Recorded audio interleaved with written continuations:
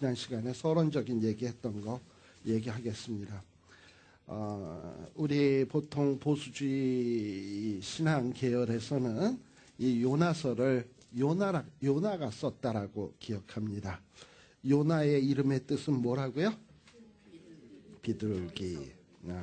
비둘기고, 요나는 어디 동네의 사람이라고요? 가드 헤벨 사람이다. 그건 아마 저기 그 나사렛 갈릴리 지역의 동네를 얘기하는 것 같아요. 그리고 요나는 어느 왕 때 사람이다? 네, 북이스라엘의 여로보암 2세 때의 인물이다. 여로보암 2세 때에 여러 선지자들이 있다 그랬죠. 북이스라엘에 활동했던 선지자가 누가 있었다 그랬죠? 아모스가 있고 호세아가 있고 요나가 있다 했습니다. 이렇게 여로보암 2세 때에 이렇게 여러 선지자들을 하나님께서 북이스라엘에 보내신 데는 참 또 깊은 나름대로 뜻이 있습니다. 얼마 안 있으면 북이스라엘이 멸망할 거고, 그리고 이 북이스라엘에는 아모스서 8장에 나오듯 이 포로로 잡혀가게 되면 말씀의 기갈이 오니까 그때를 대비해서 하나님께서 말씀으로 준비시키기 위해서 이 북이스라엘에 호세아, 아모스, 요나와 같은 선지자를 보내서 북이스라엘 사람들의 신앙을 준비시키는 것이다 라는 것을 말씀을 드렸습니다.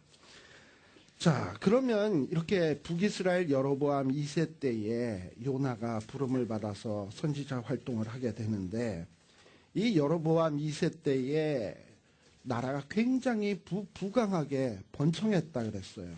땅의 영역도 북쪽에서는 하맛 어귀에서부터 남쪽으로는 아라바까지 이렇게 땅이 넓어질 수 있었던 이유는 뭐 여로보암 2세가 하나님 앞에 이쁜 짓을 많이 해서 그랬다 그랬습니까? 아니다. 하나님께서 북이스라엘에 어렵게 살고 있는 이스라엘 백성들을 불쌍히 여기셔서 비록 여로보암 2세는 잘한 것이 없지만 하나님이 잠시 은혜와 긍휼을 베푸셔서 여러 국제 정세들을 동원해가지고 북이스라엘에 평안한 때를 주셨다라는 것을 말씀을 드렸습니다. 그리고 또 하나님께서 이 요나를 니느웨라고 하는 곳에 보내게 하기 위해서 니느웨에 가서 이제 말씀을 증거하게 하는데, 하나님은 요나를 그냥 보내지 않습니다. 이 니느웨에 가서 복음을 증거하도록 하기 위해서 니느웨를 미리 준비시켰다 그랬어요. 첫 번째는 우리 그 두 번째 페이지인가에 보게 되면, 니느웨에 보게 되면 아수르의 수도가 니느웨죠. 아수르의 수도가 니느웨인데, 이 아수르라는 곳에 아주 무서운 전염병이 돌았다. 그것은 어쩌면 무슨 이런 흑사병이나 오늘날 무슨 뭐 패스트나 뭐 이런 어떤 그런 질병이었던 것 같아요. 무서운 전염병이 있었고, 그리고 또 일식이라는 것이 있었던 것 같아요. 특히 아수르라고 하는 나라는 1월 성신을 숭배하는 나라거든. 하늘의 해, 달, 별, 이걸 신으로 숭배하는 나라인데, 그 광명체 가운데서 가장 빛나는 것이 해인데, 이 해가 개기일식으로 시커멓게 되어버렸으니 얼마나 이 아수르 사람들이 놀랬겠는가 하는 것을 우리들이 알 수 있습니다. 그리고 또 우리들이 또 하나 생각할 수 있었던 것은, 우리가 아모스서에 보게 되면 1장에 보게 되면 지진전 2년 하고 나오잖아요. 아마도 대지진이 이 중동 지역에 몰아닥쳤던 것 같아요. 이런 어떤 지진, 전염병, 일식, 여러 이런 자연현상으로 말미암아 사람들이 공포와 두려움 속에 이렇게 빠지도록 한 거예요. 왜 그럼 하나님께서 이 아수르 사람들에게 이런 재난을 통해서 이런 두려움 속에 몰아넣었겠는가 하는 것은, 이제 요나가 가서 말씀을 증거하면 그 말씀으로 인해서 금방 회개할 수 있도록 하나님이 마음을 준비시키시는 거죠. 요즘도 뭐 기상이 좀 이상하다, 뭐 비도 많이 오고, 오늘도 뭐 뉴스 듣다 보니까 우리 이 동남부 지역에, 미국의 동남부 지역에 또 폭설이 내린다고 하네요. 그리고 또 뿐만 아니라 여러분들 신문 보셔서 알겠지만은 뭐 갑자기 새들이 그냥 하늘에서 뚝뚝뚝뚝 떨어지는 뭐 일들도 생기고, 그래서 어떤 신문에는 종말의 전조냐 뭐 이러고, 그 다음에 곳곳에서 뭐 전쟁의 소식은 끊임없이 들려오고 있는 것이고, 이런 여러 가지 일들을 접할 때마다 우리는 어떤 생각을 해야 되냐 하면, 주님 오실 날이 점점 가까워지는구나. 물론 주님이 언제 오실런지는 우리는 모릅니다. 그러나 분명한 사실은 우리가 한잠 자고 나면 그만큼 더 가까워진다는 건 틀림없는 사실이죠. 그리고 뭐 서로 예수님이 1000년 뒤에 온다 하더라도 내가 내일 죽을지 몰라요. 내가 내일 죽으면 예수님이 1000년 뒤에 오나 10년 뒤에 오나 내가 내일 죽으면 똑같은 거 아니겠습니까? 그러니까 문제는 뭐 예수님이 언제 오시느냐 하는 것보다도 내가 하루하루를 어떻게 사는가. 언제 죽을지 모르니 나의 죄 문제를 항상 저녁에 주무시기 전에는 해결하고 주무셔야지, 주무시다가 가면 어찌 되겠습니까? 그죠? 네. 그러니까 아마도 하나님께서 비록 아수르 사람들은 택한 민족이 아니고 그리고 이방인이었지만 그래도 하나님께서 그들도 하나님의 형상으로 지은 사람들 아니겠습니까? 그리고 하나님께서는 아무리 이방인이라 할지라도 회개하고 돌아오면 자기의 백성으로 삼아주시는 하나님이세요. 그래서 이 아수르 사람들도 회개하고 돌아오기를 원하시는 하나님이십니다. 그 다음에 또 우리가 요나서에서 우리가 생각해야 될 것은, 이 요나서의 문제를 가지고 보통 이런 자유주의 학자 혹은 비평주의 학자들이 여러 이야기를 많이 하고 있습니다. 과연 요나서 전체가 요나의 작품인가? 이 문제를 가지고 시비를 많이 겁니다. 그 이유 중에 하나는 요나서 2장 때문에 그러는데, 여러분들 요나서 2장을 보세요. 거기 여러분들 교재에도 요나서의 단일성이라고 나와 있는 부분이 있지 않나요? 네, 네. 그 요나서 2장에 보게 되면, 특별히 2장 1절에 보면 뭐라고 되어 있습니까? 네. 요나가 어디에서 기도했다? 물고기 뱃속에서 기도했다. 믿어지십니까? 뱃속에서 기도할 형편이 되었을까? 그리고 또 만일에 그래 뱃속에서 기도할 수는 있겠죠. 우리가 어려움을 처하게 되면 아이고 하나님 아버지 이러잖아. 그렇지만 그 기도하는 내용을 글로 적는다는 것은 또 다른 문제예요. 그죠? 아이고 하나님 아버지 하면서 종이 꺼내가지고 아이고 하나님 아버지 이렇게 적는 사람은 없잖아. 물고기 뱃속에서 지금 막 고통을 당해서 하나님 앞에 기도는 막 마음으로 하든지 뭐 말로 하든지 어떻게 했을 수는 있겠지만, 물고기 뱃속에서 막 기록을 한다? 좀 이거는 상상하기 어려운 일이죠. 서로 물속의 뱃속에서 기도했다 하더라도 이 요나서와 같은 2장에 나오는 이 기록은 아마도 이렇게 글로 기록한 것은 뱃속에서 구원받고 난 다음, 아니면은 니느웨에 가서 사명을 완수하고 난 다음 어느 시간에 기록하지 않았을까 생각하는 것이 합리적이지 않겠습니까? 그렇다고 해서 물고기 뱃속에서 기도 안 했다라는 말이 아니에요. 우리도 그렇게 생각을 하는데, 근데 여기 지금 어떤 사람들은 2장 1절에 보면 분명히 물고기 뱃속에서 기도했는데, 여기 2장 2절에 보면 스올의 뱃속에서 부르짖어 샀더니 주께서 나의 음성을 들으셨나이다. 뭐 주께서 나를 던지셨으므로 뭐 이러고 쭉 나오다가 마치 6장 끝부분에 보면 나의 하나님 여호와여 주께서 내 생명을 구덩이에서 건지셨나이다. 마치 이 기도의 내용을 보면 또 구원받은 후, 요나가 구원받은 후 기록한 것 같이 되어 있기 때문에 이건 물고기 뱃속에서 기록한 게 아니라 후대에 누군가가 요나가 구원받은 것을 생각하면서 후대에 삽입해서 이 글을 집어넣은 것 아니겠느냐, 뭐 이런 주장을 하는 사람들이 있어요. 자, 그리고 여러분들이 성경을 한번 잘 보세요. 보시게 되면은 1장 17절을 한번 보세요. 여호와께서 이미 큰 물고기를 예비하사 요나를 삼키게 하셨으므로 요나가 어떻게 했다? 3일 3야를 물고기 배에 있으니라 하고, 그 다음에 2장 1절에서부터 9절의 내용이 없다고 한번 가정을 생각을 하고, 2장 1절에서부터 9절이 없다고 생각하고, 그러니까 2장 1절에서부터 9절을 딱 빼놓고 어디로 막바로 뛰느냐 하면 2장 10절로 뛰어보자 이 말이죠. 그러면 여러분들이 그 요나서를 읽어나가는데 어떤 이 스토리를 전개하는데 무리가 있습니까? 없습니까? 없죠. 전혀 없죠. 전혀 없는 것 같아요. 물고기 배에 있으니라. 그러다가 하나님께서 여호와께 물고기에게 명하심에 요나를 육지에 토하니라. 그러고서 그 다음 내용 나와도 전혀 무방하잖아. 그러니까 이거는 1절에서부터 9절까지는 뭔가 물고기 뱃속에서 기도했다는 것도 의심스럽고, 이거는 뭔가 물고기 뱃속에서의 기도가 아니라 구원받은 후의 기록 같고, 그러니 이건 좀 뭔가 신빙성이 없다. 후대에 누가 집어넣은 것 같으니까 이거는 좀 빼야 된다.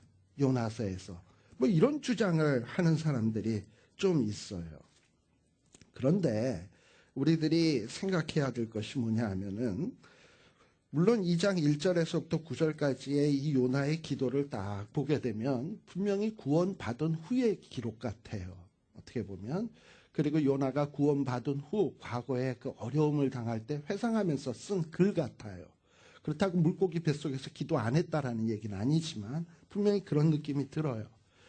그런데 여러분들이 시편이라고 하는 성경을 보게 되면 시편의 성도들이 참 괴로울 때 하나님 앞에 가서 애통하고 탄원하는 기도들이 참 많이 있잖아요. 근데 시편의 기록을 보면 한참 탄원하고 막 하나님 앞에 속상해 하다가 갑자기 뒷부분에 가보면 막 찬양으로 바뀌어지는 거 너무 많이 보잖아. 그래서 이 믿음의 성도들이라는 것은 꼭 나에게 뭔가가 이루어져야만 감사하는 게 아니야. 어려움을 당해서 막 힘들어서 기도를 하다 보면 기도 중에 내가 지금 아직 이 문제가 해결되지 않았지만 믿음의 눈으로 보여진다니까. 그래서 앞으로 하나님이 이 문제를 해결해 주실 게 너무 확실한 거야. 그래가지고 이미 이루어진 구원처럼 막 노래하는 일들이 구약의 성도들 가운데는 얼마든지 있는 거예요. 특히 여러분들이 보시게 되면 요나서에 보게 되면 2장 4절에 보게 되면,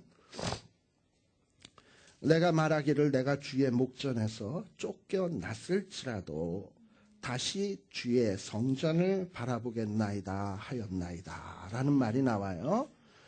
근데 이 말씀은 요나가 물고기 뱃속에 들어가서 지금 어려운 가운데 있지만 뭘 생각하는 거냐 하면은 여러분들 열왕기상 8장에 보게 되면, 왕상 8장에 보게 되면 솔로몬의 기도가 있습니다. 솔로몬이 성전을 다 건축하고 난 다음에 하나님 앞에 기도를 해요. 일종의 딜을 해요. 나 이렇게 성전도 지었는데 하나님 아버지, 이제 앞으로 이 성전에서 기도하는 자, 혹은 어디 멀리 부득이하게 성전에 올 수 없어서 부득이하게 이 성전을 바라보고 기도하는 자들의 기도를 하나님이 들어응답해 주세요. 뭐 심지어는 포로로 잡혀갔을 때라도 이 성전을 향하여 기도하면 하나님께서 포로에서 돌이키시고 회복시켜 주실 것을 솔로몬이 간절히 기도를 합니다. 그랬더니 하나님께서 그 기도에 흔쾌히 받아주시고 응답해 주실 것을 약속하고 있어요. 자, 그렇다면 요나는 선지자니까 솔로몬과 하나님 사이에 그런 어떤 딜이 있었다는 사실을 알까요, 모를까요? 알지. 아니까 지금 바닷물 속에 빠져서 허우적거리면서 머릿속에 퍼뜩 떠오르는 게 뭐야? 내가 이런 바다 깊은 데 빠졌다 하더라도 성전을 향해서 성전을 바라보면서 기도하면 하나님이 나의 이 고난의 문제를 해결해 줄 것이다 라는 믿음이 있었던 거예요. 뭐에 대한 믿음? 하나님과 솔로몬 사이에 했던 약속에 대한 믿음. 그러니까 믿음이라고 하는 것은 그냥 어떤 믿음의 내용이 없이 믿습니다. 뭘 믿는데 몰라. 믿습니다는 세게 했는데 뭘 믿는지를 몰라. 그럼 맹신이죠, 맹신. 믿음의 대상이 맹탕인 거. 그러나 믿습니다 했는데 뭘 믿어? 솔로몬과 하나님이 약속했잖아. 하나님은 인생이 아니시니 시건치 않으시고 사람이 아니시니 후회가 없으시고 하나님은 절대 헛말을 하실 분이 아니시니 솔로몬과 약속했으면 내가 성전을 바라보고 기도하면 하나님이 응답하실 것 아니겠냐 하면 이거는 말씀에 근거한 믿음이 되는 거예요. 그러니까 요나라고 하는 사람은 비록 다른 선지자에 비해서 좀 비리비리한 것 같지만 그래도 이 환난 중에 있을 때 뭐에 대한 믿음이 있었냐면 말씀에 대한 믿음은 있었어요. 그래서 그 말씀에 대한 믿음 때문에 성전을 글쎄 물속에 빠져서 나침판을 가지고 어디가 북쪽이지 어디가 동쪽이지 어느 쪽이 예루살렘이지 이러고 기도하지는 않았겠지만 마음으로 내가 성전을 향해야 되는데 이러고 기도했겠지. 그러고 기도했다라는 것은 뭐냐면 믿음의 기도를 한 거예요. 그리고 믿음의 기도를 하다 보니 솔로몬과 하나님 사이의 약속이 너무 확실하니까 자기가 구원받을 것을 확신한 거야. 그러니까 이게 뭐 구원받은 후의 기록이니까 빠져야 된다 이런 얘기는 안 하는 게 좋을 것 같다 이 말이지요. 그리고 또 한 가지는 우리들이 이 요나서의 그 어떤 그 스트럭처 구조를 생각하면요. 요나서는 어떻게 돼 있냐? 1장은 쭉 보면은 스토리예요, 스토리. 그죠? 이야기죠? 뭐 요나가 하나님의 명령을 받았는데 딴 데로 도망가다가 그리고 바다에 큰 광풍이 일어서 어려움 당하는 이야기로 되어 있습니다. 그죠? 그러다가 2장에 나오면은 뭘로 변화가 되죠? 스토리가 기도로 변화가 돼요. 보통 이스라엘 사람들의 기도는 그 시편에 보면 많은 기도가 나오잖아요. 기도문은 시예요. 그러니까 앞에는 스토리, 2장에는 시, 기도 시 이렇게 돼 있어요. 자, 그 다음에 2장이 끝나고 난 다음에 3장서부터는 또 무슨 얘기가 나옵니까? 스토리가 나오잖아. 이야기가 나오잖아. 또 이 요나가 니느웨에 가서 말씀을 외치니까 니느웨 사람들이 회개하고 뭐 이렇게 됐다라는 이야기가 나오잖아. 그리고선 또 4장 이전에 보게 되면 어떤 식으로 이야기가 전개가 됩니까? 요나가 뭐하여? 기도하여. 아하, 그러니까 요나서는 총 넉 장으로 되어 있는데 1장은 스토리, 2장은 기도, 3장은 스토리, 4장은 기도. 쿵짝, 쿵짝. 뭐 네 박자가 아니고 쿵짝 뭔가 이게 운이 맞는다 이 말이죠. 그러니까 히브리 사람들이 잘하는 이 문학적 기법이 뭐냐면 대꾸라는 거예요. 그러니까 스토리, 기도를 딱 한 축을 하고 1, 2장, 3, 4장. 그러니까 1, 2장과 3, 4장 사이에 어떤 축을 세우면 스토리, 기도, 스토리, 기도. 대꾸가 된다 이 말이죠. 그러니까 뭔가 이 요나서는 균형을 맞추고 있어요. 1, 2장과 3, 4장의 균형을 맞추고 있는 거야. 그런데 만일에 아까 자유주의자들의 얘기처럼 2장의 내용이 그거는 어떻게 물고기 뱃속에서 기도를 하냐. 이건 구원받은 후의 기록이다. 믿을 수 없는 기록이다. 나중에 후대의 삽입이다 해서 2장을 뚝 빼버렸다면 스토리, 생략, 스토리, 기도. 뭔가 좀 이상하잖아. 그잖아요. 그러니까 전체적인 균형에 있어서도 2장이 들어가야 이게 완성된 작품이 되는 거예요. 그래서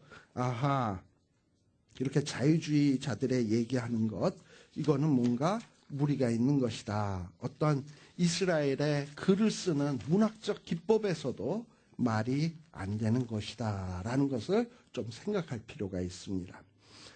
그 다음에 또 요나서에서 우리들이 생각해야 될 것 중에 하나가 뭐냐면 요나서의 해석상의 문제점인데 이거 지난 시간에도 조금 얘기를 했던 것 같습니다. 첫 번째 이 요나서를 가지고 문제를 제기하는 사람은 요나서는 실제 역사가 아니라 이건 신화다, 전설이다.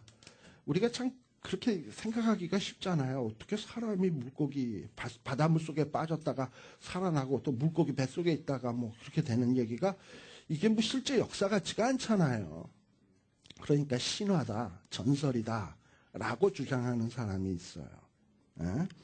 그런데 이 역사적 사실인 이유는 요나서 1장 1절에 보면 분명히 요나는 누구의 아들? 아미떼의 아들이라고 돼 있고, 또 분명히 요나는 역사적 인물인 것이 열왕기하 14장 25절이었나요? 이 요나가 분명히 여로보암 왕에게 가가지고 예언한 게 있잖아. 너 때에 저 하마덕 위에서부터 아라바까지 지경을 회복할 것이다. 그것은 아마도 하나님께서 너가 이뻐서가 아니라 이스라엘 백성들이 불쌍히 여겼기 때문이다. 뭐 이런 얘기가 나오잖아. 분명히 열왕기서에는 요나를 역사적 인물로 얘기하고 있거든요. 그래서 요나는 신화적 인물이 아니다. 근데 이 요나를 역사적 인물로 보는 가장 중요한 이유 중에 하나는 그게 뭐냐면 신약성경 마태복음 12장이라든지 12장 38절에서 41절이라든지 누가복음 11장 29절에서부터 32절에 보게 되면 예수님께서 요나에 대해서 언급을 해요.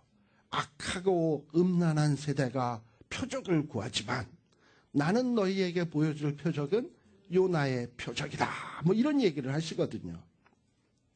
만일에 예수님이 이게 신화나 전설이었다. 그러면 그걸 뭐 요나의 표적이라고 굳이 그렇게 얘기를 하겠습니까?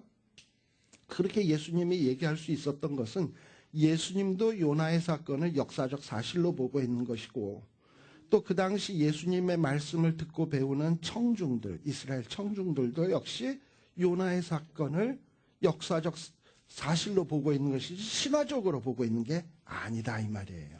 그래서 요나의 사건은 역사적 사건으로 보는 것이 중요하다. 또 어떤 사람은 이거를 또 풍유적인 이야기로 보는 사람들이 있어요. 이 풍유적으로 보는 이야기는 여러분들 그 풋노트에 보게 되면 있을런지 모르겠네.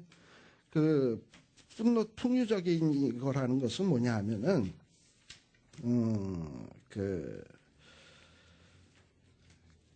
요나의 이름의 뜻이 뭐라 그랬죠? 비둘기. 무슨 비둘기? 어리석은 비둘기. 근데 특히 어리석은 비둘기라는 건 우리 호세아서에서 공부했죠? 호세아서 7장에 나오는 얘기였는데 7장 11절이라든지 11장 11절에 나오는 얘기였는데, 제가 지난 시간에 얘기하기를 비둘기의 독특한 특성이 뭡니까? 방향 감각이 뛰어나다. 그래서 가려는 곳에 잘 가고 돌아와야 될 것을 기가 막히게 잘하는 짐승이 이게 비둘기야. 그 똑똑한 비둘기는 그래야 돼. 근데 어리석은 비둘기는 어떻습니까?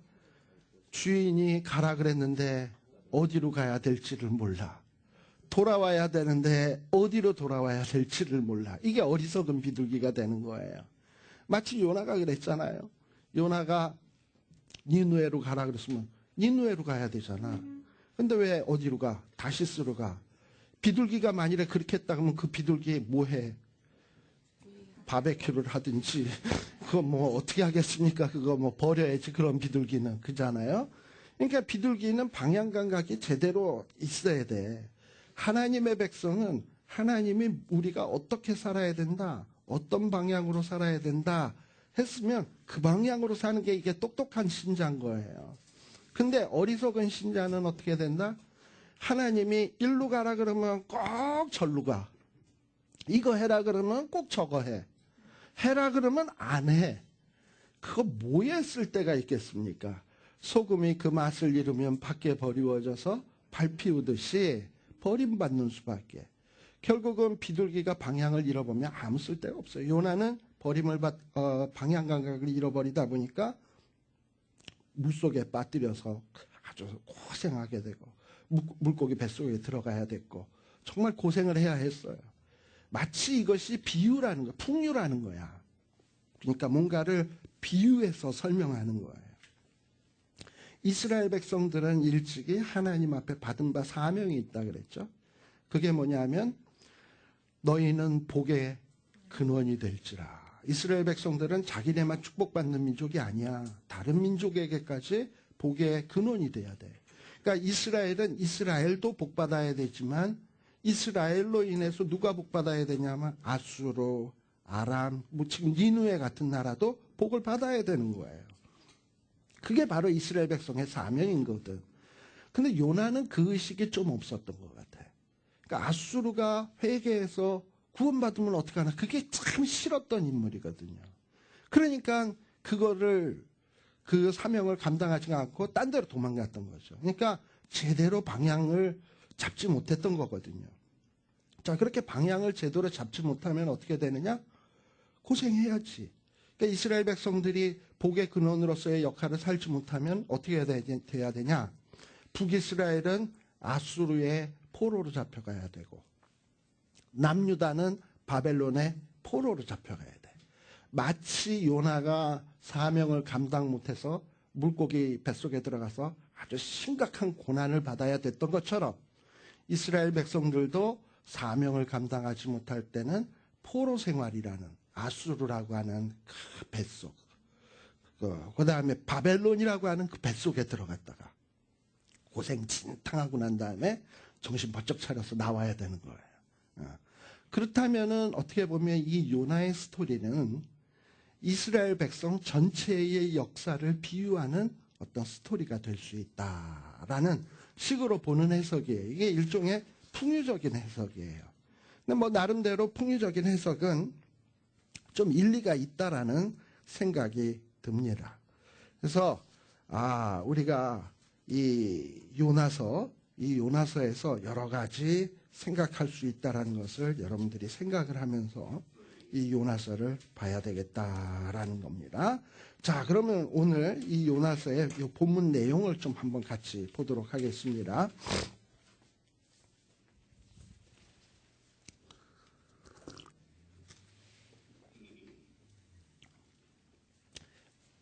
요나서는 선지서 가운데 아마 주일학교에서 가장 많이 언급되는 선지서 가운데 하나일 거예요. 근데 잘하는 것 같은데 우리들이 참 잘 모른다라는 얘기예요. 1장 1절에 보면 여호와의 말씀이 아미떼의 아들 요나에게 임하니라 라고 되어 있어요. 우리말 성경으로 보면은 이것이 별로 뭐 확 드러나는 게 없는데, 우리 그 히브리어로 성경으로 보게 되면 1장 1절이 어떻게 시작을 하느냐, 히브리어의 접속사에 왜, 와우 이렇게 되어 있는, 누가 와우를 벌써 아세요? 히브리어를 공부하신 분이 있네 여기. 와우라고 하는 접속사로 시작을 해요. 참, 그럼 너무 감사합니다. 와우라고 하는 접속사로 시작이 돼요. 그러니까 그 접속사를 넣어서 얘기를 한다면, 그리고 여호와의 말씀이 아미떼 아들 요나에게 임하니라, 이렇게 된다는 얘기예요. 그러면 이거 좀 이상하잖아. 뭐 전혀 요나 앞에 무슨 얘기가 없는데. 자, 이런 얘기는 무슨 얘기냐 하면, 지금 우리가 소선지서 여러 개를 공부하고 있잖아요. 특히 8세기에 누가 있었다고요? 호세아가 있었고 아모스가 있었다. 하나님이 호세아에게도 말씀 주셨고 또 아모스에게도 말씀 주셨고, 그리고 또 누구에게도 말씀을 준다? 요나에게도 말씀을 주신다라는 얘기예요. 그래서 여기 우리말 성경에는 그리고라는 말이 딱 표현되어 있지 않지만 히브리어 성경에는 그리고라는 말로 시작한다는 걸 여러분들이 염두에다 두셔야 됩니다. 자, 그렇다면 이 얘기는 무슨 얘기냐? 요나를 아까 어떤 사람들은 어떻게 봤다고요? 실제 인물이 아니라 신화적 인물이다, 전설적 인물이다 라고 했다면 결국 무슨 얘기가 되느냐? 호세아도 또는 아모스도 신화적 인물인 거야. 왜냐하면 하나님이 호세아에게도 말씀하셨고 아모스에게도 말씀하셨고, 그리고 누구에게도 말씀하신다? 요나에게도 말씀한다 그랬으면 앞에 인물들이 실제 역사적 인물이었다면 요나 역시 실제 역사적 인물인 거지. 아시겠죠? 그래서 이 요나는 역사적 인물이고, 또 아미떼의 아들, 아까 건 얘기했으니까 더 이상 얘기하지 않습니다. 그리고 2절에 보게 되면 요나에게 뭐라 그러냐? 너는 일어나 저 큰 성읍 니누에로 가라. 그리고 그것을 쳐서 외쳐라. 왜? 그 악독이 내 앞에 상달하였음이라. 근데요, 요 말도 히브리어를 그대로 직역을 해보면 이런 직역이 돼요. 그들의 악이 나의 관심의 대상이 된 것에 대해 외쳐라. 그러니까 지금 여기서 상달되었다라는 말이 나오잖아요. 그들의 악이 나에게 상달되었다라는 말이 히브리어의 원문의 뜻으로 보게 되면 그들의 악이 하나님의 관심의 대상이 된 거야. 그러니까 하나님은요, 하나님의 택한 백성에 대해서만 관심을 갖고 계시는 게 아니에요. 하나님은 모든 이방에 대해서도 관심을 갖고 계셔요. 그리고 택한 백성만 선하게 살기를 원하시는 것이 아니라 택한 백성으로 인해서 복음을 받은 이방인들도 선하게 되기를 원하시는 거예요.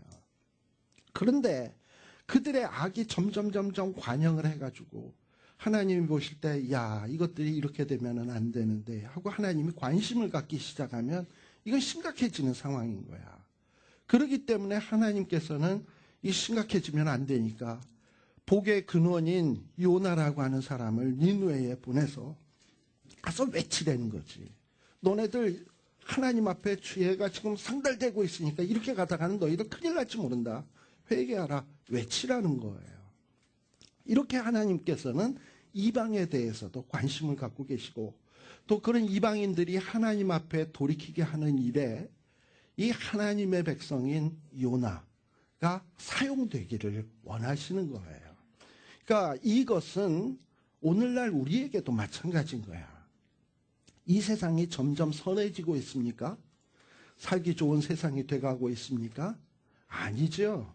갈수록 악해지고 있어요. 그리고 요즘은 우리가 웬만한 악을 봐도 악이다라는 생각이 안 들 정도로 옛날에는 어찌 그런 일이 이랬는데 요즘에는 그런 거에 대해서 아주 무감각해져 버렸어요.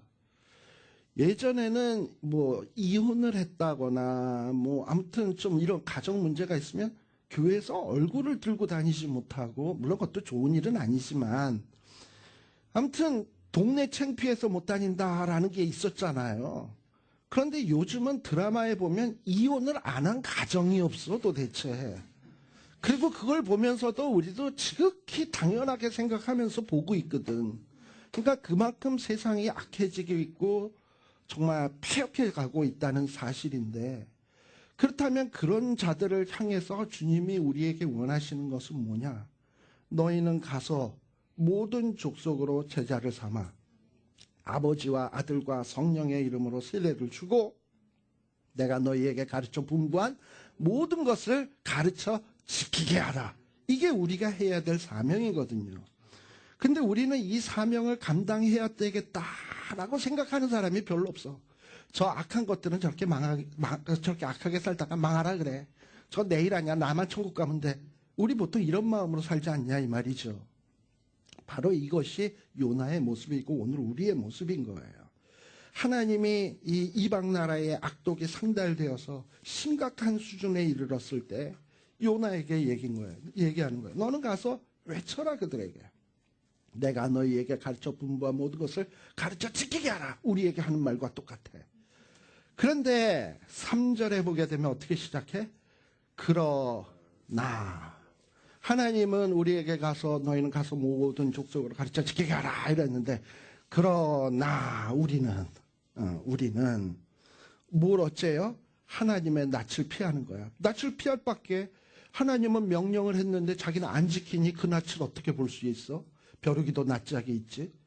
벼룩이도 낯짝이 있어서 봐야 될 때 안 봐야 될 때 가리는데, 하물며 하나님의 형상으로 지음받은 사람이 하나님의 명령을 어기고서 어떻게 하나님의 낯을 대하고 있을 수 있겠냐 이 말이에요. 그래서 낯을 피하고 일어나 어디로 도망했다? 다시스로 도망했다라고 되어 있습니다. 이 다시스라고 하는 곳은 어떤 곳이냐 하면은 스페인이에요. 스페인에 있는 항구 도시였습니다. 자, 여러분들 알다시피 이스라엘의 지도를 보시게 되면은 뭐 이렇게 돼 있고, 아수르라고 하는 나라는 어디 있겠습니까? 여기가 아수르거든. 아수르. 여기는 이스라엘. 그 다음에 여기에 뭐 그리스 있고, 이태리 있고, 그 다음에 여기에 뭐 아무튼 스페인 있고 그렇잖아. 아시죠? 대충 지금 그렸습니다만. 자, 하나님은 요나에게 어디로 가라? 아수르에 있는 니누에로 가라. 그런데 요나는 배를 타고 여기 아마 요바쯤 되겠죠. 이런 데서 배를 타고 어디로 갔다? 스페인은 이쪽이야. 일로 갔다. 그러면 어느 방향으로 간 거야? 완전히 동으로 가라 그랬더니 완전히 서로 정반대의 방향으로 가는 거야. 이게 요나의 모습이에요. 그러니까 지금 다시스, 우리가 다시스라는 지명을 모르고 그냥 다시스 하면은 뭐 니누에로 가라는데 딴 데로 갔나 보다. 이 정도 생각할 수 있을지 모르지만 그 지명의 위치를 안다면 얼마만큼 요나가 하나님의 명령에 대해서 적극적으로 반대를 했는지를 우리가 감이 오게 되는 거예요. 일로 가라 그랬더니 적극적으로 저쪽으로 도망간 거야. 완전히 낯을 피해서. 그래가지고 다시스로 도망을 하고, 욥바라는 곳은 아시죠? 이 욥바라는 게 베드로가 고넬료의 가정과 만났던 그곳이 항구 도시였습니다. 거기가 항구 도시인데 굉장히 경치도 좋고 그래요. 근데 욥바에서 보통 배를 타고 뭐 여기서 보통 무역이 많이 이루어졌는데 그리스라든지 그레데 섬이라든지 이탈리아라든지 스페인까지 배가 늘 오가는 곳이에요. 근데 바로 그 욥바에서 배를 타고 어디로 갔냐? 다시스로 갔어요. 근데 도망가기 위해서 막 그냥 돈까지 아끼지 아니하고 지불하는 모습을 봐. 여러분들 3절에 보면 여호와의 낯을 피하여 함께 다시스를 가려고 뭐를 주고? 선가를 주고 돈 내고 도망가는 거예요. 지금 막 그냥 아주 그냥 돈까지 투자해 가면서. 예. 그 돈 주고 니누에 나갈 것이지. 그래서 돈 주고선 지금 배에 올라서 도망치기 시작을 합니다. 자, 이렇게 하나님의 백성이 하나님의 사명을 감당하지 못하고 이 다른 길로 갈 때 과연 하나님이 가만 내버려 두실까요? 히브리서 12장에 보게 되면 이렇게 곁길로 자꾸 나가고 잘못된 길로 나가는 자식을 때리지 않고 채찍질하지 않고 징계하지 않는다면 그는 뭐다? 버린 자요, 사생자요 라고 얘기를 했어요. 그러니까 하나님은 이스라엘 백성들을 결코 버릴 수가 없거든. 그러니까 징계하셔야 돼. 깨닫게 하셔야 돼. 그래서 우리 호세아서에서도 하나님이 자꾸 곁길로 가면 처음에는 뭐로 막고? 가시로 막고, 그래도 가면 뭘로 막는다? 담으로 막는다. 기억나시죠? 근데 이제 지금 하나님이 준비하신 것은 뭐냐면 4절에 보면 뭘 준비하셨어? 대풍. 대풍이니까 이건 아마 우리 사도 바울이 만났던 유라굴로 광풍 같은 그런 광풍일 거예요. 원래 지중해라는 것이 예측을 불허하는 바람이 많이 불어요. 그래가지고 대풍이 바다 위에 내려지게 된 거예요. 그래서 배가 거의 깨어지게 되었어요. 그리고 5절서부터는 좀 재밌는 장면이 등장을 합니다. 사공들이 두려워했다 그랬어요. 자, 사공이 웬만한 바람을 두려워해서야 사공이 되겠습니까? 뭐 지중해라는 바다는 가끔씩 대풍이 있는 것도 사실인데, 근데 웬일인지 사공들이 이번 풍랑에서는 두려움을 느낄 정도로 무시무시한 바람이 일어나게 된 거예요. 그러면서 어떻게 했냐? 각각 뭘 불렀다? 자기의 신들을 불렀다라고 했어요. 그러니까 이 바람은 자기네 인간의 능력으로는 해결할 수 없는 것이다. 신의 도움으로서만 해결될 수 있는 것이다라는 걸 인식한 거지. 이방인들도. 그리고 또 배를 가볍게 하려고 그 가운데 물건들을 바다에 던졌다. 근데 여기서 우리말로는 단순히 물건들이라고 되어 있는데 여기에서 나오는 물건들은 단순히 배만 가볍게 하기 위해서 물건을 던진 게 아니라 이 사람들이 이방신을 섬기는 사람들이거든. 그러니까 나름대로 제물들 있잖아요. 신들에게 드리는 제물들. 이런 것도 바다에다 던지는 거야. 왜? 신이시여 이 제물을 받으시고 이 풍랑을 잔잔케 해달라는 거지. 그래서 막 재물을 막 던지고 뭐 이것도 던지고 아무튼 있는 방법 없는 방법을 다 동원해서 이 풍랑을 잠재우려고 신들에게 부르짖고 난리가 난 거예요. 그런데 5절에 보면 어떤 단어가 나오냐면 바다에 던지니라 했는데 그 다음에 나오는 말 그러나. 자, 남들은 이방인들도 이 어려움을 만났을 때 신에게 기도하고 뭔가 해결을 해보려고 있는 수단 없는 수단을 다 동원을 하고 있는데 그러나 요나는 뭐 했다? 배 밑층에 내려가서 누워 깊이 잠이 든지라 라고 돼 있어요. 그러니까 이 요나가 깊이 잠들었다라는 것을 우리들은 한 두 가지로 생각할 수 있어요. 완전히 요나 자신이 영적인 깊은 잠에 빠진 거야. 이제는 자기의 사명이 무엇인지, 무엇을 해야 되는 존재인지를 잊어먹고 하나님 앞에 기도해야 된다는 사실도 잊어먹고 그냥 들이다 자는 거야. 이걸 첫 번째로 생각할 수 있고, 두 번째는 뭘 생각할 수 있냐면 요나는요 아수르에 가기가 싫었어. 왜? 그들은 이스라엘 나라의 원수들이야. 그렇기 때문에 그들은 망해야 돼. 근데 하나님은 그들을 구원하려고 하고 있어. 그러니까 이 요나가 갖고 있는 마음은 그 하나님의 계획이 마땅치가 않은 거야. 그래서 하나님 앞에 항거하고 싶은 거야. 그래가지고 하나님이 그래도 자꾸 하라니까 난 안 해요 이러고선 하나님 마음대로 하세요 하고서는 자포자기하고 나 이제 기도 안 해 그딴 거. 그래 나 이제 그냥 자빠져 잘 거야. 이러고서. 우리 보통 애들이 그냥 부모한테 화가 나면 시위하는 장면이 뭡니까? 집에 들어와가지고 가방 탕 던지고 문 쾅 잠그고 그 다음에 침대에 가서 이불 팍 덮어쓰고 이러고서 같이 안에 쫙 하고 그냥 씩씩거리고 있는 거잖아. 어? 그거 대부분 하는 방법이잖아요. 그러면 엄마가 보고서는 애가 화가 났나 보다 하고 그냥 그 소위 엄마가 그냥 팍 얼잖아요. 그걸 노리고선 그거 하는 거잖아. 마치 지금 요나가 그냥 배 밑은 깊은 데 들어가서 들이다 자는 것은 하나님 배 째세요 나 이러고서는 자는 어떤 그런 면으로도 볼 수 있어요. 그러니까 마치 요나를 보면 누굴 보는 것 같으냐면 오늘날 우리를 보는 것 같아. 하는 짓이 딱 그래. 자, 깊이 잠들고 있어요. 그런데 6장에 보게 되면 누가 더 훌륭하냐? 선장. 선장은 이스라엘 사람, 이방 사람. 만일에 이게 선지자가 와가지고 그 배에 요나 말고 어떤 선지자가 있어서 요나에게 탁 와서 자는 자여 어찌미뇨 하면 이거 지극히 자연스럽지. 그런데 지금 여기 6장에서는 누구냐면 하나님은 전혀 알지도 못하는 선장이 오히려 이방신을 섬기는 자가 와가지고 요나에게 뭐라고 얘기를 하느냐 하면 자는 자여 어찌미뇨.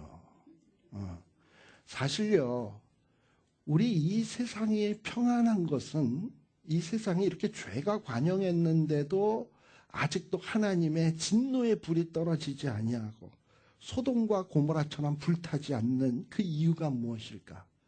아직도 이 땅 위에는 예수를 믿는 의인들이 있기 때문이에요. 이 땅 위에 가라지와 알곡이 있지만 하나님이 가서 그냥 저 가라지 다 뽑아버려라 가만두고 계시는 이유는 아서라 저 가라지 뽑다가 뭐도 다친다?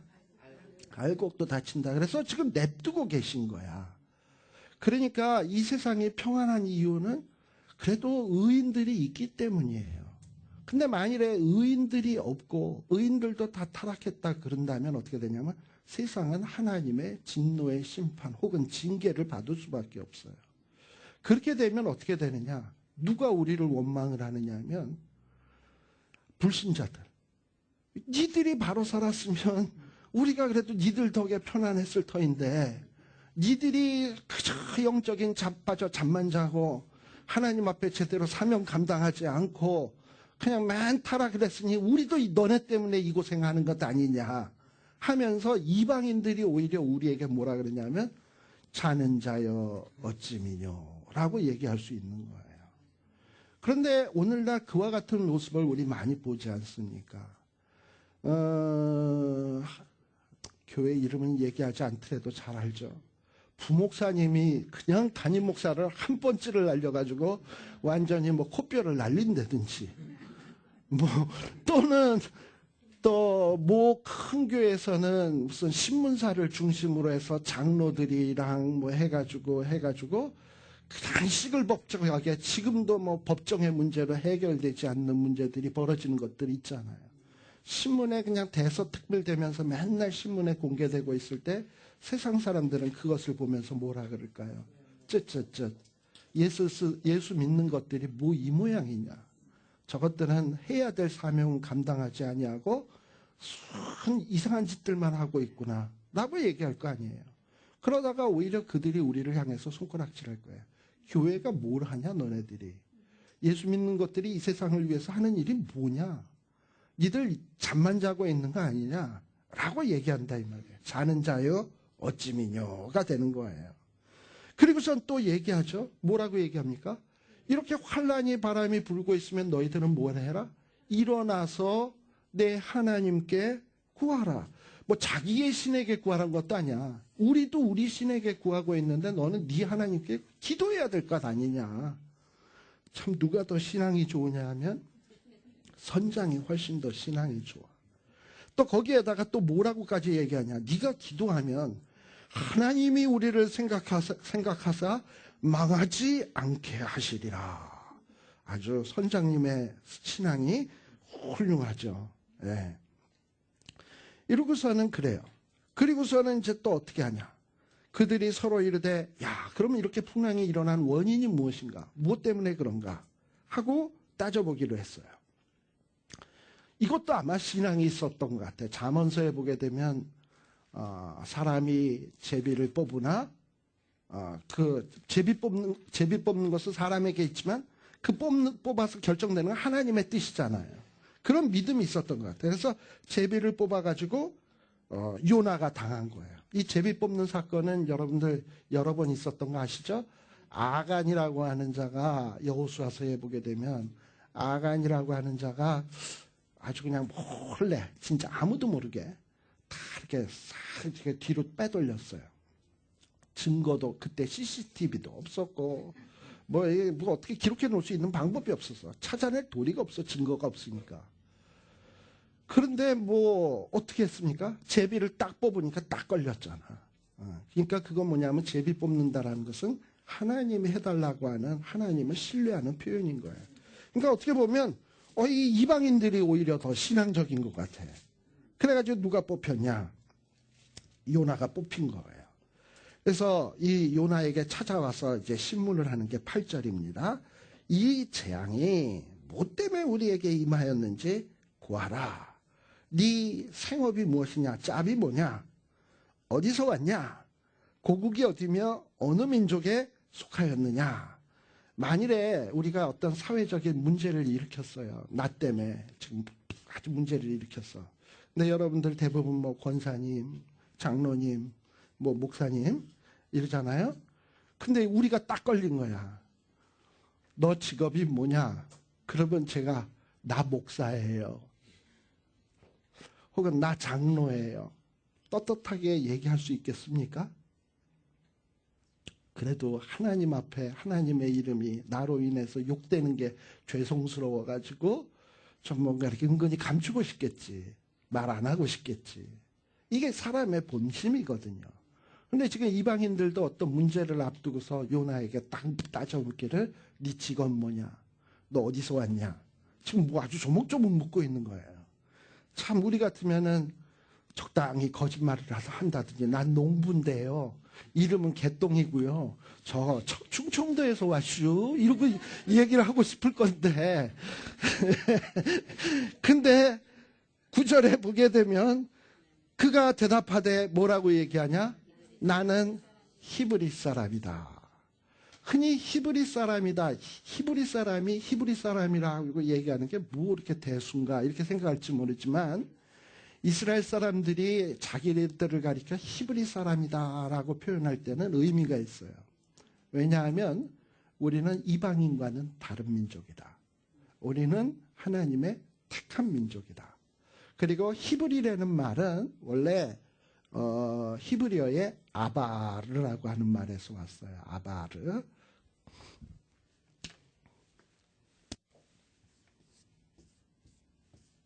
아바르라고 하는 말에 아바르라고 하는 동사에서 왔는데요. 아바르라는 말은 어떤 뜻이냐?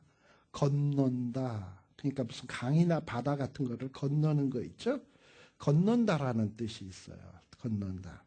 그럼 왜 히브리 사람들이 그 아바르에서 말해 온 이브리트라는 말을 쓰느냐? 원래 아브라함이 갈대아 우르에 여기 이 동네 살던 사람이었거든. 근데 유프라테스 티그리스 강 건너 물 건너 산 넘어 해서 쭉 해서 또 이렇게 해서 요단강을 따라서 가나안으로 내려온 사람이거든. 그러니까 이쪽 사람 입장에서 보면 강 건너온 사람들이에요. 그리고 또 아브라함도 그렇지만 또 누구도 그러냐. 여러분들 가나 여호수아 때 보면 이스라엘 사람들이 요단 동편에서 모압 땅에서 진치고 있다가 요단강을 건너서 들어갔거든요. 그러니까 동에서 서로 건너간 사람들이에요. 강 건너온 사람들이에요. 요단강을 건너서 가나안 땅에 들어온 사람들이에요. 그러니까 가나안 사람 입장에서 보면 이스라엘 사람들은 뭐냐면 물 건너온 사람들이야. 근데 여러분들이 알다시피 이스라엘 사람들이 물을 건널 때 배 타고 건넜습니까? 자기네들 능력으로 건넜습니까? 아브라함도 갈 바를 알지 못하나 하나님의 인도하심을 따라서 이 가나안 땅까지 온 사람 아니에요. 그러니까 은혜로 온 사람이에요. 아브라함도. 그러면 이스라엘 백성들이 애굽에서 홍해를 건널 때도 능력이 있어서 건넜어? 하나님의 은혜로 홍해가 갈라져서 건넜어. 그리고 광야 생활 40년 하다가 요단강을 건넜어요. 이때도 배 타고 건넜어요? 걸어서 건넜어요? 하나님의 은혜로 건넜어.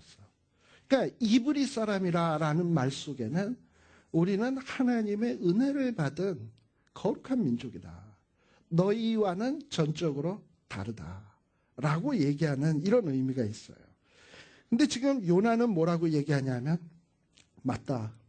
나는 신분을 지금 감추고 있질 않아. 나는 히브리 사람이다. 그리고 나는 어떤 자냐?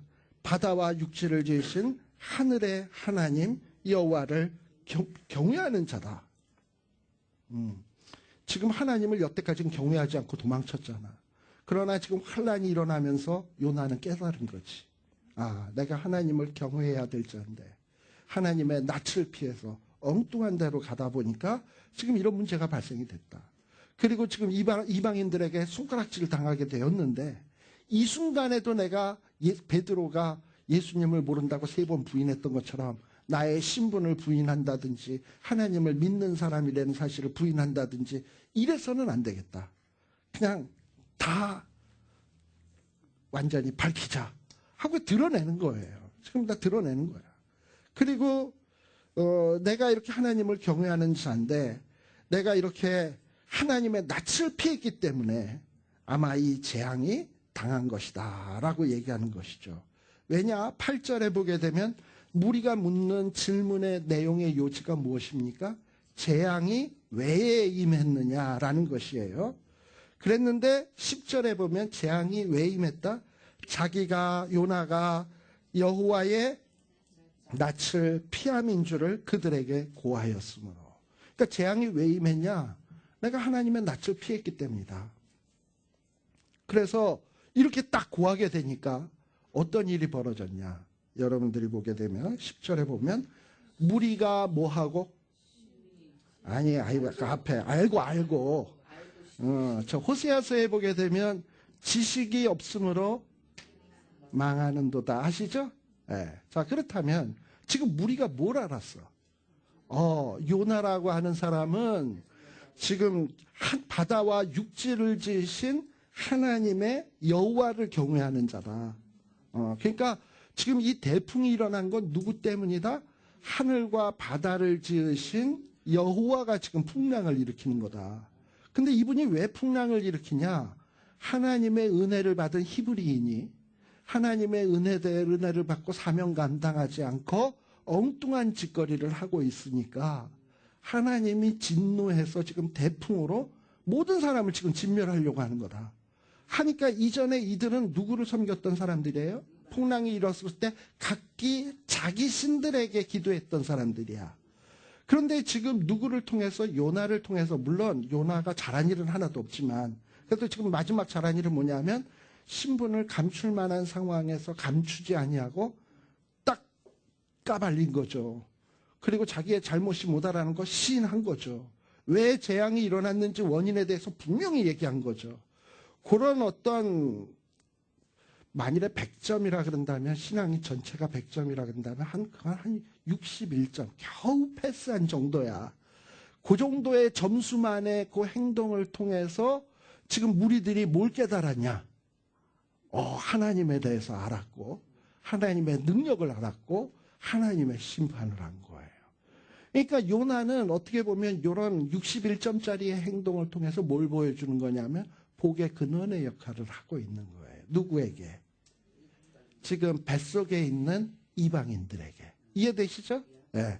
뱃속에 있는 이방인들에게 복의 근원의 역할을 하고 있는 거예요. 그리고 그렇지만 이들은 하나님이 어떤 존재인지를 알아봐야 무엇밖에 모르느냐면 두려워할 줄밖에 몰라. 그리고 그저 할 수 있는 게 뭐냐면 10절에 보면 네가 왜 잘못해가지고 이런 지경을 만드냐 이 얘기밖에 못해. 그러고서는 이제 결국은 어떻게 얘기를 하느냐 하면 바다가 점점 흉흉해지니까 무리들이 그에게 와서 그러면 어떻게 해야 바다가 잔잔해지겠냐 하고 묻고 있는 거예요. 그랬더니 여기에서 요나의 모습도 또 한 가지 좀 괜찮은 모습이 나타나요. 뭐냐 하면 요나도 가만 생각을 해보니까 이거 잘못은 내가 해놓고 떼죽음 당하게 생겼거든. 이건 아니잖아.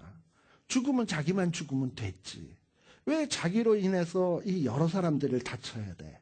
그래서 그러니까 뭐라 그러냐면 나를 들어 바다에 던져라 라고 얘기를 하는 거예요. 그럼 바다가 너희를 위하여 잔잔하리라. 아까 던진다라는 말이 있었죠.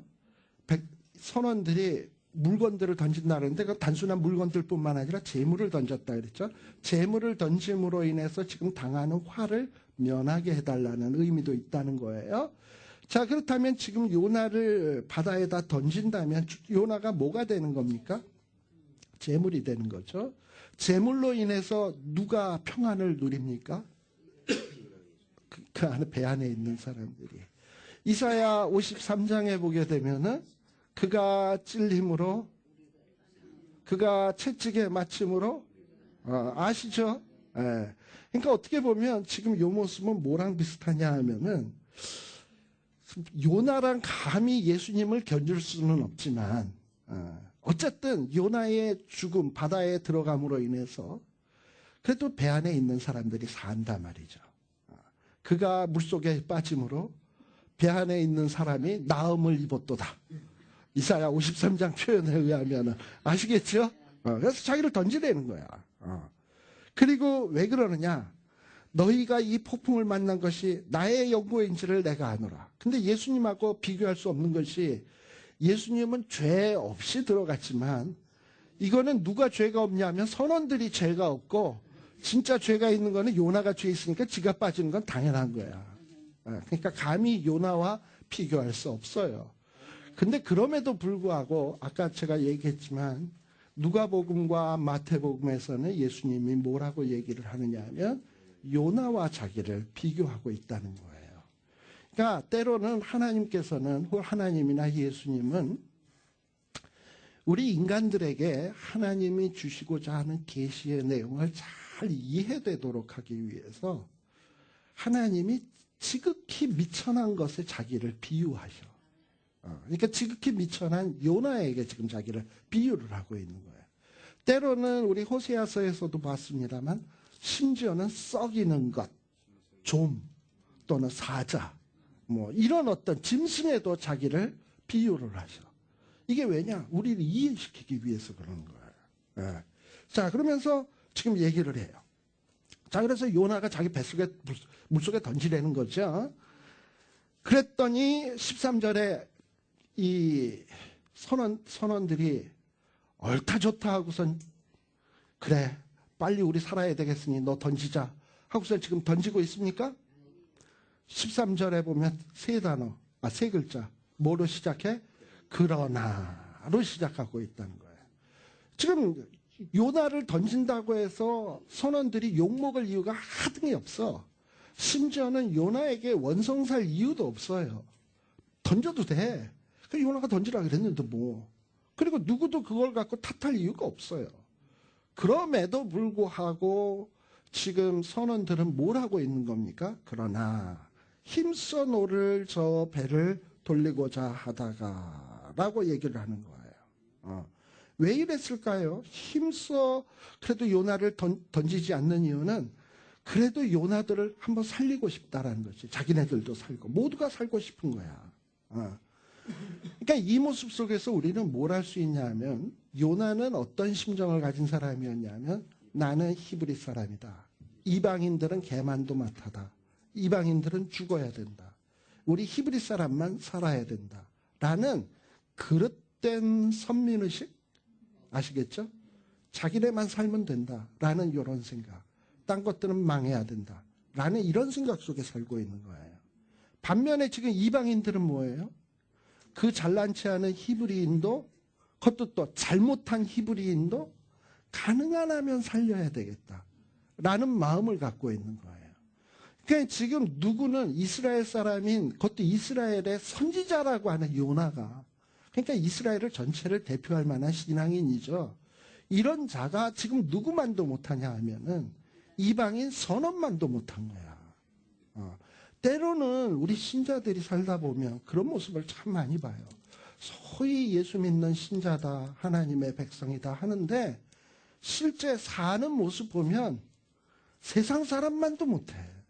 세상 사람도 거짓말 안 하는데 세상 사람도 남을 착취하지 않고 남을 괴롭히지 않고 이러는데 이거는 예수 믿는 사람들이 교회에서는 뭐 장로다 권사다 이래놓고서는 뒤로 와가지고서는 이상한 짓거리들 하잖아요.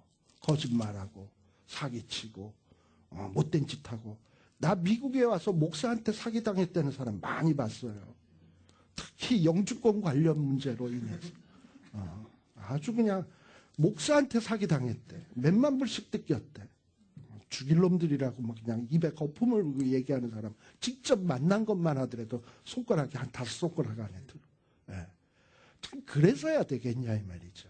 의롭게 살아야 돼요. 지금 이런 부분은 다 누구를 지금 비꼬고 있는 거냐면 이스라엘 사람들을 비꼬고 있는 거예요.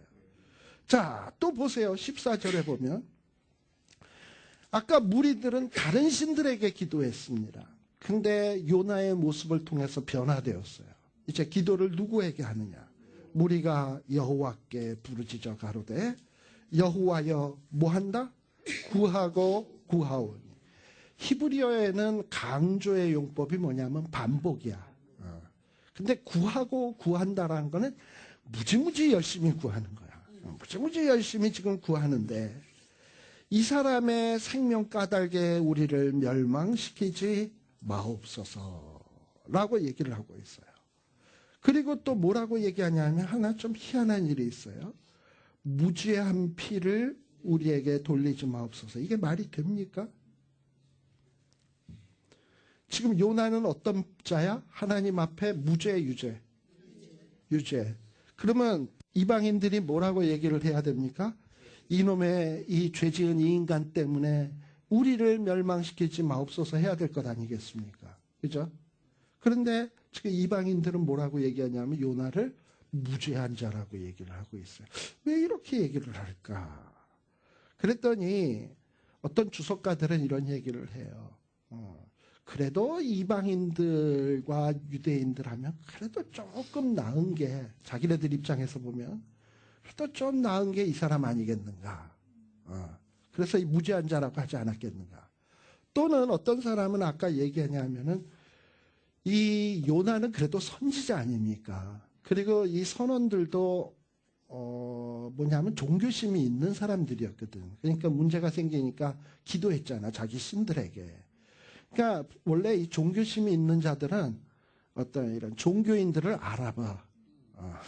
그래가지고 요나를 딱 보니까 나랑 신은 다르지만 이게 좀 뭔가 이게 내공이 있는 신앙에 내공이 있는 사람이구나 라는 감을 딱 받는데 거기에다가 제비 뽑아서 딱 걸렸을 때도 뭐라 그러냐면 나는 히브리인이요 거짓말하지 않고 그리고 나는 뭐 바다와 땅을 창조하신 뭐 하나님을 경외하는 자로다 할 때 뭔가 알게 모르게 어떤 신성함, 뭐 어썸한 모습, 어떤 이런 모습들이 다 느껴지니까 감히 요나를 죄인이라고 할 수 없고 이 무죄한 자의 피를 우리에게 돌리지 마옵소서 이라고 얘기하지 않았겠나라고 얘기를 하는 거예요.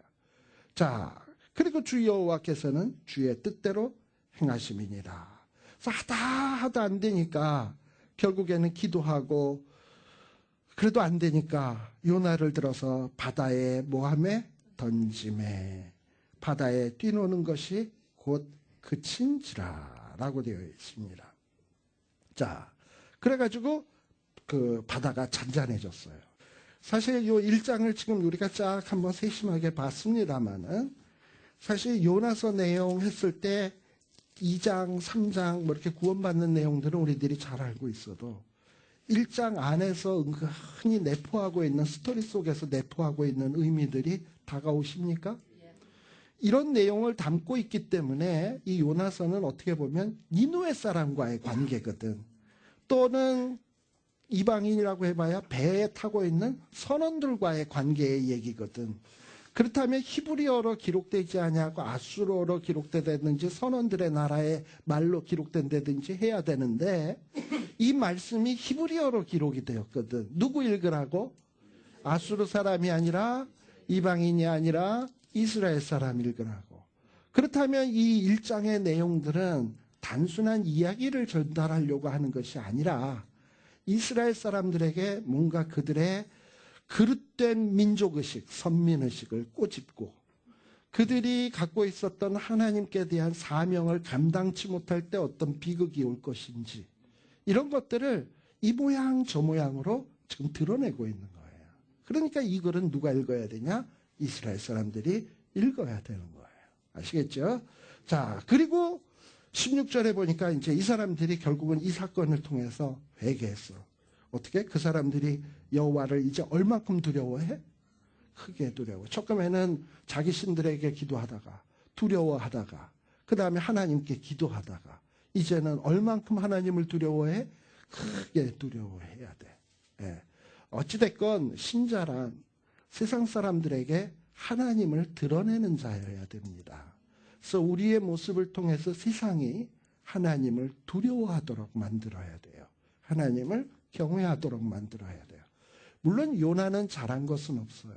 그러나 그의 회개의 모습, 자기의 잘못을 깨닫는 모습, 그리고 당당하게 고백하는 모습, 그 보잘것없는 모습이라도 드러낼 때 주변에 있는 사람들이 하나님을 두려워하게 되는 역사가 나타났어요. 물론 우리가 하나님을 세상 사람들에게 두려워하게 만드는 데는 우리가 하나님의 말씀대로 100% 잘 살아서 드러내는 방법도 있어. 근데 그건 쉽지 않지. 그러나 우리가 잘못 살다가 하나님 앞에 돼지게 맞음으로 세상에 나가서 내가 하나님 앞에 잘못해서 이렇게 맞았다. 너 나같이 되지 마라 해도 세상 사람들이 나를 보고 하나님을 두려워해요. 최소한 앞을 아픔 못해도 뒤는 하셔야 될 거 아니야. 아시겠죠? 바로 지금 요나가 지금 보여주고 있는 모습이에요. 자, 그런데 보세요. 17절에 보시게 되면 하나님께서 어떤 모습을 보여주시느냐. 여호와께서 언제? 이미. already. 이미 뭘 예비했어? 큰 물고기를 예비했어. 그러니까 이 물고기는 뭐냐? 하나님이 예비하신 것이야. 미래 탁 요나를 삼키게 하려고 준비를 탁 하고 레디하고 있었어. 요나가 떨어지면 딱 준비하고 있었어. 자, 그리고서는 그러니까 우리가 17절에서 알 수 있는 것은 물고기. 우리는 이제 보통 이걸 뭐 고래라고 얘기를 큰 고래 이랬는데 큰 고래라는 말이 없어요. 그냥 큰 물고기야. 몰라 어떤 물고기인지는 모르겠지만 뭐 고래를 상상할 수 있는 건 충분히 우리가 이해가 가죠. 우리가 성경에 보게 되면은 원래 말하고 다르게 표현하는 것들이 참 많아. 선악과 그런 말 없어요. 선악을 알게 하는 나무. 큰 고래가 요나를 삼켰다? 그런 말 없어. 큰 물고기. 그런 것들을 좀 여러분들이 기억하셨으면 좋겠어요. 자, 물고기는 하나님이 준비한 거다. 근데 이 준비한 물고기 속에서 하나님께 기도했다라고 되어 있어요. 자, 그런데 우리가 아까 이 요나서에 대해서 문제하는 걸, 그러니까 신화다, 전설이다 이야기하는 사람들은 왜 그런 얘기를 하냐면, 어떻게 물고기 뱃속에서 기도하냐, 그런 일이 있을 수가 있냐, 뭐 이러고 얘기를 해요. 그리고 물고기 뱃속에서 무슨 물고기 뱃속에 이런 게 있냐, 여기 보면은 5절에 보면은 뭐 바다풀이 내 머리를 쌌다, 뭐 이런 것들이 있냐. 근데 여러분들이 요 지금 내용을 잘 보셔야 돼요. 여기 요나가 물고기 뱃속에서 하나님께 기도했다라고 하는 얘기는 물고기 뱃속,